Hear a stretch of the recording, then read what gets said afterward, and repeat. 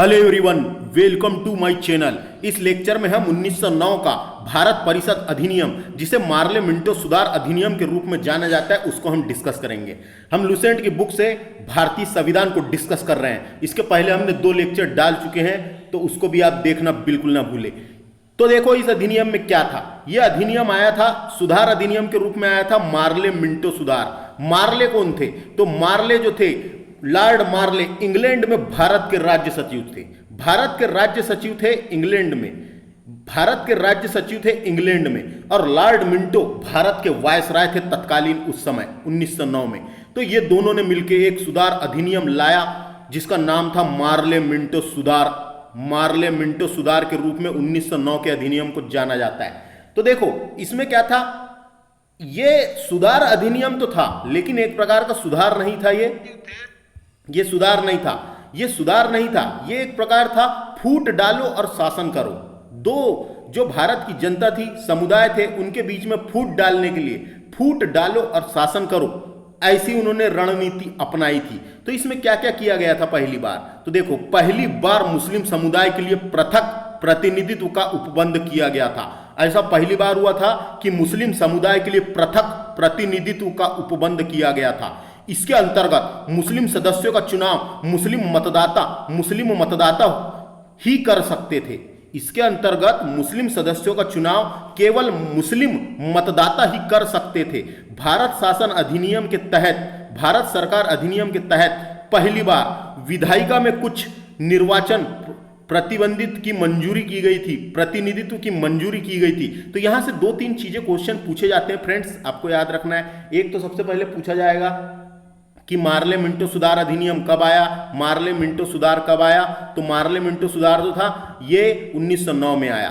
फूट डालो और शासन करो की नीति अपनाई गई थी, और मुस्लिमों को पृथक निर्वाचन क्षेत्र की व्यवस्था की गई थी। मुस्लिमों समुदाय के लिए पृथक, यानी खुद का पृथक, अलग पृथक निर्वाचन क्षेत्र की व्यवस्था की गई थी। यहां से 1-2 और क्वेश्चन आता है। भारतीय सदस्यों को मत देने का अधिकार भी दिया गया था। इस अधिनियम के द्वारा भारतीय सदस्यों को मत देने का अधिकार भी किया गया था। जातियों, वर्गों और हितों के आधार पर पृथक निर्वाचन की व्यवस्था की गई थी। यह कभी क्वेश्चन पूछा जा सकता है। जातियों, वर्गों और हितों के आधार पर पृथक निर्वाचन की व्यवस्था किस अधिनियम के तहत की गई थी? तो 1909 के अधिनियम के तहत। उसके बाद आगे पढ़ते हैं। इस प्रकार इस अधिनियम में सांप्रदायिकता को वैधानिकता प्रदान की गई। लॉर्ड मिंटो को सांप्रदायिक निर्वाचन के जनक के रूप में जाना जाता है। लॉर्ड मिंटो को सांप्रदायिक निर्वाचन के जनक के रूप में जाना जाता है। फूट डाल दिया गया था। यह सांप्रदायिक का मतलब क्या होता है, यह आपको जानना जरूरी है फ्रेंड्स। सांप्रदायिक का मतलब अगर आपको पता चल गया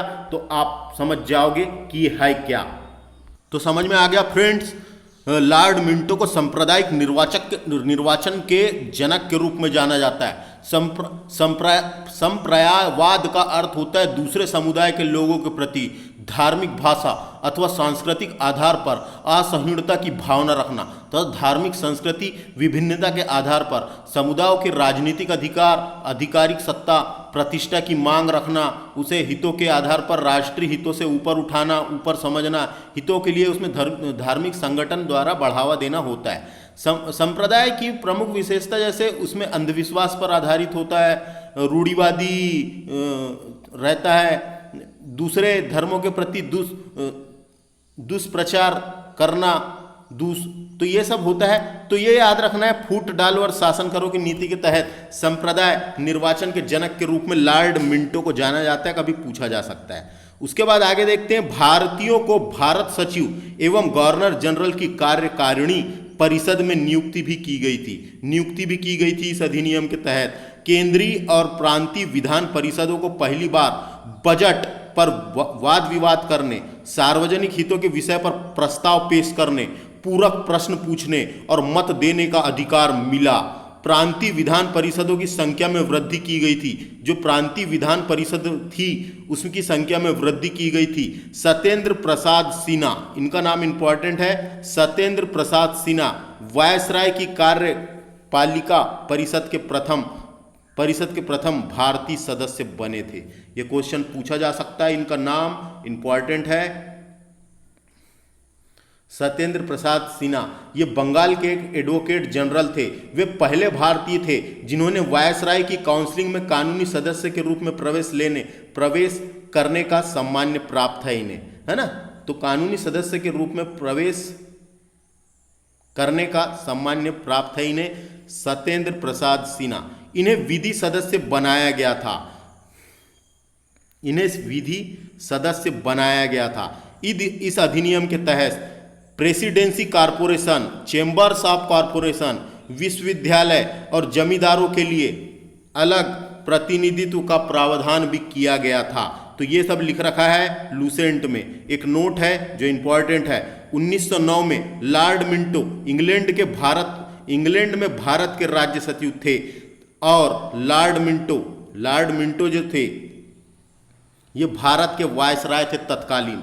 तो समझ में आ गया इनसे क्या क्या क्वेश्चन बनेंगे यहां से, तो आपको समझना है। उसके बाद क्या होता है, एक बार 20 अगस्त 1917 आता है। फिर 20 अगस्त 1917 को भारत में आर्थिक सुधार हेतु मोंटेग्यू घोषणा पत्र जारी किया गया था। आर्थिक सुधार हेतु मोंटेग्यू घोषणा पत्र भी जारी किया गया था आर्थिक सुधार हेतु। तो ये मार्ले मिंटो सुधार से इतना याद रखना है। एक आध क्वेश्चन यहाँ से बन सकता है, एक आध क्वेश्चन बन जाते हैं। इसके बाद के लेक्चर में हम 1919 का भारत शासन अधिनियम को डिस्कस करेंगे। ऐसा करके हम पूरा लूसेंट में जो संविधान है उसको हम डिस्कस करने वाले हैं। हमारे चैनल को सब्सक्राइब करें और बने रहें। धन्यवाद।